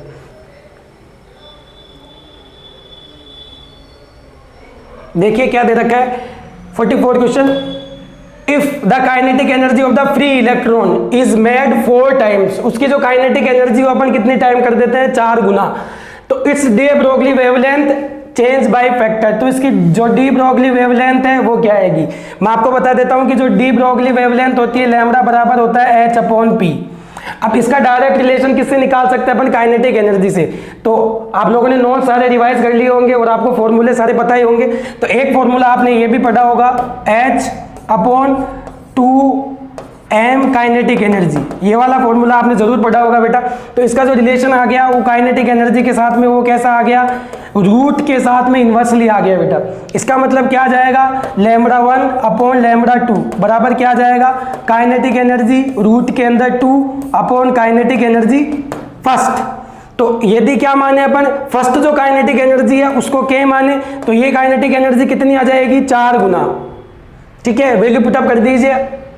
तो देखिए λ1/λ2 बराबर क्या आ जाएगा, 4K/K, K से K कट जाएगा, रूट में इसको ले लो तो 2। देखिए साहब जो आंसर आएगा वो क्या आएगा, किसके साथ में पूछा, λ2 अपने को निकालना, तो λ2 बराबर क्या आ जाएगा, λ1/2। तो जो राइट आंसर आएगा वो भी क्या आ जाएगा, 1/2, ऑप्शन नंबर डी। तो देखिए RUHS ने जो मेंशन कर रखा है वो भी आपको डी मेंशन कर रखा है कि जो वेवलेंथ आएगी वो कितने फैक्टर से चेंज होगी, तो कितने फैक्टर से होगी, 1/2 फैक्टर से इसकी जो वेवलेंथ है वो चेंज होगी। ठीक है, चलते हैं अगले क्वेश्चन की तरफ बेटा। बड़ा अच्छा क्वेश्चन था, इन्होंने वेवलेंथ और एनर्जी के बीच में रिलेशन से ये करना था क्वेश्चन अपने को, दोनों के बीच में आप रिलेशन निकालिए और वैल्यू पुटअप कर दीजिए और put the value and get the answer वाला काम है इसमें। देखिए अगला क्वेश्चन, यहां पर देखिए minimum wavelength of the Lyman series, Lyman series में मिनिमम वेवलेंथ निकालना है। इसका मतलब क्या होना चाहिए, एनर्जी उसकी ज्यादा होनी चाहिए। तो देखिए लाइमन सीरीज कब बनती है, इसको यदि n/1 माने, n/2, n/3, n/4। अब अपने को क्या करना है, यदि ट्रांजिशन कहां हो रहा है, यदि लास्ट वाली से किस में हो रहा है, फर्स्ट यदि कक्षा में यदि ट्रांजिशन हो रहा है तो उसको बोलते हैं अपन लाइमन सीरीज बेटा, ये लाइमन सीरीज होती है। तो इसके लिए क्या पूछा है साहब, आपको वेवलेंथ पूछी है। मिनिमम वेवलेंथ का मतलब क्या हो गया कि उसकी एनर्जी हाई होनी चाहिए, और एनर्जी हाई होने के लिए जो ट्रांजिशन होगा वो क्या होगा, n2 बराबर इनफाइनाइट टू n1 बराबर 1 से होगा बेटा। तो देखिए क्या आ जाएगा, इनका जो रिलेशन आता है वो क्या आता है, ध्यान से देखिए, जो वेवलेंथ अपन निकालते हैं H स्पेक्ट्रम के लिए वो क्या आती है, 1/λ बराबर RZ² 1/n1² माइनस 1/n2²। देखिए बेटा इससे सोल्व कर लीजिए, अपने को पता है n1 कितना आएगा, 1 आएगा, और n2 कितना आएगा बेटा, इनफाइनाइट आएगा। इनफाइनाइट क्यों लिया अपन ने, क्योंकि अपन ने बोला मिनिमम वेवलेंथ, और मिनिमम वेवलेंथ के लिए अपने को पता है उसकी एनर्जी क्या होनी चाहिए, हाई होनी चाहिए। और एनर्जी हाई कब होगी, जब संक्रमण इनफाइनाइट से प्रथम कक्षा में होगा, क्योंकि लाइमन सीरीज बोली इसने। तो n1 बराबर क्या आना चाहिए, 1 होना चाहिए, n2 बराबर इनफाइनाइट होना चाहिए, तभी जो वेवलेंथ आएगी वो मिनिमम आएगी। तो देखिए ये, तो वैल्यू पुटअप कर दीजिए, 1/λ बराबर z की वैल्यू क्या है, हाइड्रोजन के लिए ये पूछी इन्होंने, हाइड्रोजन के लिए तो z की वैल्यू 1 आ जाएगी, r 1/1 माइनस 1/इनफाइनाइट, ये 0 आ जाएगा। तो बचा क्या, 1/λ बराबर r, तो लैम्बडा बराबर आ जाएगा 1/r। देखिए बेटा राइट आंसर क्या आएगा, बी राइट आंसर बेटा। 1/r जो ऑप्शन दे रखा है, RUHS ने बी ऑप्शन मेंशन कर रखा है, तो राइट आंसर क्या आएगा इसका, बी। तो बहुत अच्छा क्वेश्चन था, इसमें केवल यहाँ पर थोड़ा सा कंफ्यूज हो सकते थे आप कि सर इसमें ये क्या हो गया। तो देखो मिनिमम वेवलेंथ के लिए ध्यान रखना, जो ट्रांजिशन होगा वो इनफाइनाइट से होगा, और मैक्सिमम वेवलेंथ के लिए जो ट्रांजिशन होगा वो n2 बराबर 2 से होगा, for maximum wavelength, for maximum wavelength. ठीक है बेटा, तो ये कंसेप्ट अलग से देके जा रहा हूं, ध्यान रखना है इसको। चलते हैं अगले क्वेश्चन की तरफ। देखिए बेटा क्वेश्चन क्या बोल रहा है, the initial nucleus of the radioactive series, ये तो यूरेनियम 92 है और 239 है बेटा, and the final nucleus is, जो फाइनल न्यूक्लियस दे रखा है इन्होंने क्या दे रखा है, लेड 82 और क्या दे रखा है 207, ये दे रखा है। तो when uranium decay lead how the alpha और बीटा पार्टिकल, इन्होंने ये पूछा है कि जो अल्फा पार्टिकल है और बीटा पार्टिकल है वो कितने कितने निकलेंगे। देखो 92 से आप क्या करो 82 तक लेके जाओ, तो आपको कितने नंबर कम करने, जो एटॉमिक नंबर करना है वो कितने से कम करना है, 10 से रेड्यूस करना है। आपको क्या करना है, 10 रेड्यूस करना है, तो 82 पे आ जाएगा। ठीक है, तो आप देखो, अब आप क्या करो, 5 अल्फा पार्टिकल लो, 2 और 4, तो जो एटॉमिक नंबर है वो 10 से कम हो जाएगा, लेकिन एटॉमिक जो वेट है वो कितने से कम होगा, 20। अब 20 यदि कम होगा तो क्या होगा, देखिए यहाँ पर 20 कम करिए आप, कितना आ जाएगा 9 और 1, जबकि यहाँ पर कितना करना है 207 करना है अपने को। तो देखिए 239 अपॉन 207 क्या आ जाएगा साहब यहाँ पर 2, अपने को कम से कम कितने कम करने हैं 32 कम करने हैं। तो 32 कम करने के लिए अपने को कम से कम कितने अल्फा पार्टिकल चाहिए, 8 अल्फा पार्टिकल चाहिए। क्यों चाहिए, क्योंकि आपको पता है केवल जो वेट कम होगा, मास कम होगा, अल्फा पार्टिकल की वजह से ही कम होगा, बाकी किसी की वजह से भी मास कम नहीं होगा। ठीक है, तो अपने को कम से कम 8 अल्फा पार्टिकल इसमें से निकालने पड़ेंगे। तो देखिए अल्फा पार्टिकल जब आप 8 निकालते हो, इसमें से जब 8 अल्फा पार्टिकल आप यहां से निकालते हो तो 2 और 4, तो जो एटॉमिक नंबर है वो कितने से रिड्यूस हो जाएगा 16 से। तो 92 के अंदर आप क्या करो 16 माइनस करो, कितना आ जाएगा 6, और ये कितना आ जाएगा 7। तो अब अपने को एटॉमिक नंबर कितना करना है 82, उसके लिए आपको क्या करना पड़ेगा, बीटा पार्टिकल जोड़ने पड़ेंगे उसमें, और वो कितने जोड़ने पड़ेंगे 6 बीटा पार्टिकल। आपको पता है 6 बीटा पार्टिकल यदि अपन जोड़ते हैं उसमें, तो उसमें क्या उसका एटॉमिक जो नंबर है वो कितना हो जाएगा 82 हो जाएगा। देख लीजिए बेटा, अल्फा पार्टिकल तो 8 हो गए और जो बीटा पार्टिकल है वो कितने हो गए 6 हो गए। तो अपने पास में जो बनेगा न्यूक्लियस, इसको बोलते हैं अपन डॉटर न्यूक्लियाई, वो क्या आएगा लेयर्ड आएगा। तो राइट आंसर देख लीजिए बी।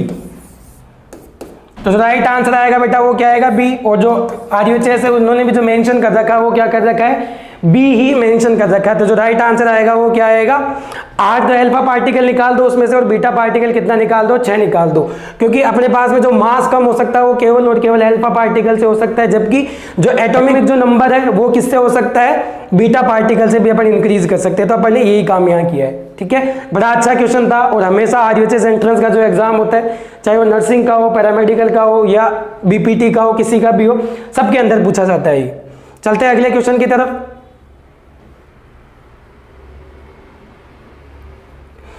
देखिए ये भी अच्छा क्वेश्चन है। रेडियो एक्टिव सबस्टांस है, डिसइंटीग्रेट 1/64 ये है, it's initial value 1 minute, 1 minute के अंदर इसकी इनिशियल वैल्यू जो कितनी हो जाती है 1/64 हो जाती है। The half life of the substance, इस सबस्टांस के लिए जो हाफ लाइफ आएगी वो कितनी आएगी। तो इसका एक सीधा सीधा रिलेशन होता है कि यदि कोई पार्टिकल क्या हो रहा है डिसइंटीग्रेट हो रहा है, ठीक है कि नहीं, तो उसमें क्या आएंगे n की जो वैल्यू है वो निकाल लो आप, जिससे आपको पता लग जाएगा कि कितनी हाफ लाइफ इसमें आएगी। जैसे मान के चलो 100 है, 100 का आधा कितना होता है 50, तो 1 हाफ लाइफ। 50 का आधा कितना होता है 25, तो दूसरी हाफ लाइफ। 25 की आधी कितनी होती है 12.5, तो तीसरी हाफ लाइफ। तो इससे अपन क्या निकाल सकते हैं, ये नंबर निकाल सकते हैं, और नंबर निकालने के बाद में अपन क्या निकाल लेंगे एक पर्टिकुलर के लिए अपन हाफ लाइफ निकाल लेंगे। तो देखो यहाँ पर कितना दे रखा है 1.64, यहाँ पर देखो 1/64 को मैं क्या लिख सकता हूँ 2 की पावर 6,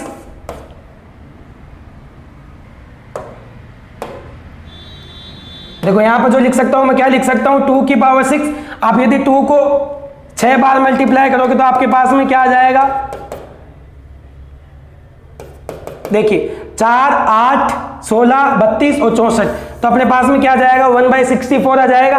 तो n की जो वैल्यू आएगी वो कितनी आएगी साहब 6। तो कितने नंबर ऑफ हाफ लाइफ हो गए इसमें 6 हो गए, मतलब ऐसे कितनी बार हो रहा है 6 बार हो रहा है। उसमें टोटल टाइम कितना लग रहा है 1 मिनट। 1 मिनट का मतलब क्या हो गया 60 सेकंड। ठीक है, 60 सेकंड के अंदर कितने हाफ लाइफ काउंट हो रहे हैं 6, तो एक के लिए कितने काउंट होंगे फॉर 1 हाफ लाइफ। एक हाफ लाइफ के लिए क्या आ जाएगा 60/6, तो कितना आ जाएगा 10 सेकेंड। तो आंसर आएगा वो क्या आ जाएगा, तो इसकी जो हाफ लाइफ आएगी कितनी आएगी 10 सेकेंड। देखिए बेटा 10 सेकेंड मिनट में दे रखा है बेटा आंसर, तो 10 सेकेंड को मिनट में कन्वर्ट कर लो, 60 का भाग लगा तो क्या आ जाएगा 1/6 मिनट। 10 सेकेंड के अंदर कितनी मिनट होगी बेटा 1/6 मिनट। तो जो राइट आंसर आएगा वो क्या आएगा बी। RUHS ने जो मेंशन कर रखा है वो भी क्या कर रखा है बी ऑप्शन मेंशन कर रखा है। ठीक है, तो ये क्या आ गया साहब इसका हाफ लाइफ आ गया। सबसे पहले क्या कर लीजिए आप नंबर काउंट कर लीजिए कि कितने हाफ लाइफ उसके अंदर है। अपन ने यहाँ से नंबर निकाल लिए, कितने नंबर आ गए 6, इसका मतलब टोटल हाफ लाइफ कितनी हो गई 6 में डिवाइड है। तो आपने क्या किया, यदि पूरे के लिए 1 मिनट का टाइम लगता है तो एक हाफ लाइफ के लिए कितना का टाइम लगेगा 10 सेकंड का। 60 को 6 से डिवाइड कर दिया अपन ने तो 10 सेकंड का, और 10 सेकंड के अंदर अब आंसर इसमें सेकंड में दे नहीं रखा है, सेकंड में होता तो 10 सेकंड आंसर आ जाता है इसका। तो इसी को मिनट में कन्वर्ट कर लो तो 10 सेकंड में कितने मिनट होगी, 1/6 मिनट। तो जो राइट आंसर आएगा वो क्या आएगा, बी इज राइट आंसर बेटा। अच्छा क्वेश्चन था, बड़ा प्यारा क्वेश्चन था। चलते हैं अगले क्वेश्चन की तरफ अपन। देखिए बेटा, द करंट गेन एल्फा, जो करंट गेन दे रखा है वो अल्फा दे रखा है, देखिए, एंड ट्रांजिस्टर ये दे रखा है इसके लिए 0.9। तो बीटा का मान आपको करना है। देखो अल्फा और बीटा, ये इन दोनों के बीच में एक रिलेशन होता है। जब आप ट्रांजिस्टर पढ़ते हो तो इनके बीच में एक रिलेशन आता है। तो जो बीटा आता है वो बीटा आता है, बीटा बराबर अल्फा 1 माइनस अल्फा। ये रिलेशन हमेशा ध्यान रखना बेटा। यदि करंट गेन की यदि अपन बात करें तो इसके अंदर इनपुट होता है, एक आउटपुट होता है। आपको पता है ये ट्रांजिस्टर होता है, ट्रांजिस्टर होता है, इसमें 2 इनपुट होते हैं और 2 ही आउटपुट होते हैं। ये इनपुट होता है, ये आउटपुट होता है। तो आउटपुट और इनपुट के बीच में जो रेशियो होता है वो अल्फा और बीटा के द्वारा दिया जाता है। और डिपेंड करता है कि आपने जो ट्रांजिस्टर लिया है वो कॉमन कलेक्टर लिया है, कॉमन बेस लिया है या फिर कॉमन इमीटर लिया है, तो उन पर डिपेंड करता है। तो इनके बीच में जो रिलेशन आता है वो क्या आता है, बीटा बराबर अल्फा 1 माइनस अल्फा। तो बीटा की वैल्यू यहां से निकाल लो। तो बीटा बराबर क्या जाएगा, अल्फा 0.98, यहाँ कितना आ जाएगा 1 माइनस 0.98। देखिए बेटा कितना आ जाएगा 0.98 1 माइनस, ये करोगे तो कितना आ जाएगा 0.02, पॉइंट से पॉइंट काट दो, ये 49। तो बीटा की जो वैल्यू आएगी बेटा वो क्या आएगी 49। देखिए ये रहा 49। तो जो राइट आंसर आएगा बी आएगा। और RUHS ने जो आंसर मेंशन कर रखा है वो भी क्या कर रखा है, बी ही मेंशन कर रखा है। तो जो राइट आंसर आएगा बेटा वो क्या आएगा, बी। तो ये ध्यान रखना, जब अपन ट्रांजिस्टर में बात करते हैं तो इनपुट और आउटपुट के बीच में जो रेशियो होता है उसको अल्फा और बीटा से अपन दिखाते हैं। ये डिपेंड करता है कि अपन कॉमन इमीटर ले रहे हैं, कॉमन कलेक्टर ले रहे हैं, कॉमन बेस ले रहे हैं, उस पर डिपेंड करता है। तो इनके बीच में जो रिलेशन आता है वो ये आता है। ठीक है, चलते हैं अगले क्वेश्चन की तरफ बेटा। बहुत अच्छा क्वेश्चन था ये, ट्रांजिस्टर से रिलेटेड क्वेश्चन था ये। देखिए 49 जो क्वेश्चन है वो देखिए, resistance offered by the reverse biased. Reverse biased के अंदर resistance for ideal PN junction diode. देखिए बेटा ये होता है पीएन जंक्शन डायोड, इसमें ये पी होता है, ये एन होता है, ठीक है कि नहीं। तो रिवर्स बायस की यदि अपन बात करें तो इसका मतलब एन हाई वोल्टेज पे है, एन जो है वो हाई वोल्टेज पे है और पी जो है वो लो वोल्टेज पे है, पी लो वोल्टेज पे। इसका मतलब जो करंट होगी इधर से इधर फ्लो करेगी। और आपको पता है ये रिवर्स बायस के अंदर जो पीएन डायोड होता है उसका रेजिस्टेंस बेटा इनफाइनाइट होता है, क्योंकि जो करंट होती है वो पी से एन की तरफ फ्लो होती है, कभी भी एन से पी की तरफ फ्लो नहीं होती। तो देखिए क्या आंसर दे रखा है, डी इनफाइनाइट। तो जो राइट आंसर आएगा वो क्या आएगा बेटा, इनफाइनाइट। यदि फॉरवर्ड बायस की यहाँ पर बात करते तो जो रेजिस्टेंस आता कुछ ना कुछ आता, जो इस डायोड का रेजिस्टेंस होता उसी को अपन इंक्लूड कर लेते इसमें। ठीक है, चलते हैं अगले क्वेश्चन की तरफ बेटा। बहुत अच्छा क्वेश्चन था ये। तो जो रिवर्स बायस में जो पीएन डायोड होता है वो उसका रेजिस्टेंस इनफाइनाइट होता है। क्वेश्चन क्या बोल रहा है, in the depletion region and unbiased PN junction diode there. Unbiased का मतलब क्या हो गया, जिसको वोल्टेज अप्लाई नहीं किया गया है, जिसमें वोल्टेज जो है वो अप्लाई नहीं किया गया है। देखो इसमें क्या आता है, ये एक तरफ P होता है दूसरी तरफ N होता है, एक तरफ P होता है दूसरी तरफ N होता है। P के अंदर पॉजिटिव आयंस होते हैं, वो साथ में होल होते हैं। N के अंदर नेगेटिव आयंस होते हैं,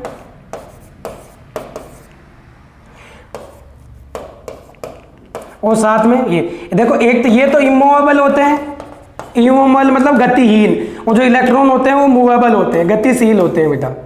ठीक है, अब यहां पर क्या होगा, जब एक एक लेयर है, जब पी और एन जंक्शन डायोड अपन बनाते हैं तो दोनों को क्या करते हैं, अटैच करते हैं। अटैच करने के बाद में इसका पॉजिटिव सिरा यहां पर और इसका नेगेटिव सिरा, ठीक है। तो यहां पर होल और इलेक्ट्रॉन तो बनकर क्या बन जाता है, न्यूट्रल बन जाता है।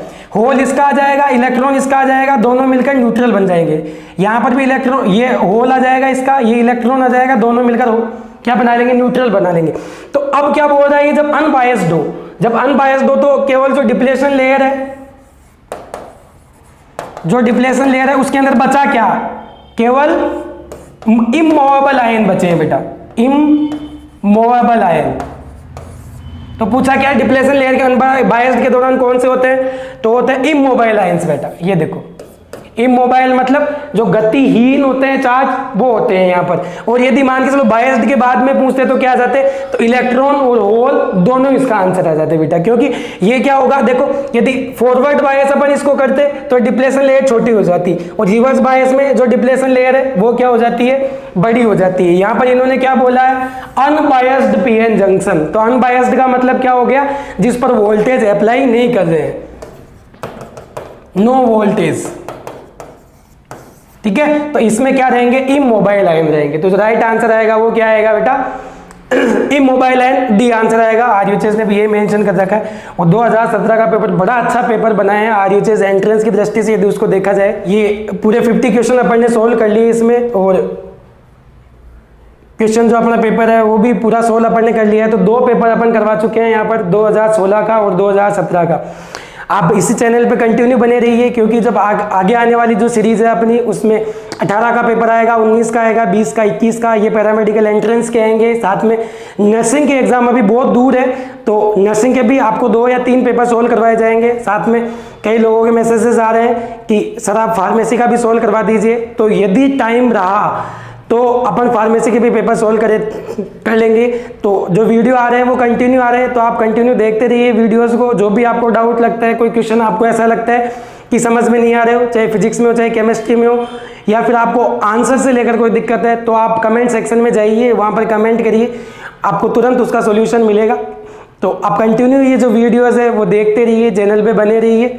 और साथ ही साथ में आपसे रिलेटेड यदि आपके फैमिली में, आपके नियर एंड डियर्स में यदि कोई तैयारी कर रहा है आरयूएचएस एंट्रेंस की, तो आप जो इसका लिंक है वो उनके साथ में शेयर करिए, तो उनकी भी काफ़ी हेल्प होगी। तो नेक्स्ट पेपर के साथ में मिलेंगे अपन, 2018 के पेपर के साथ में मिलेंगे। टेक केयर एंड बाय बेटा।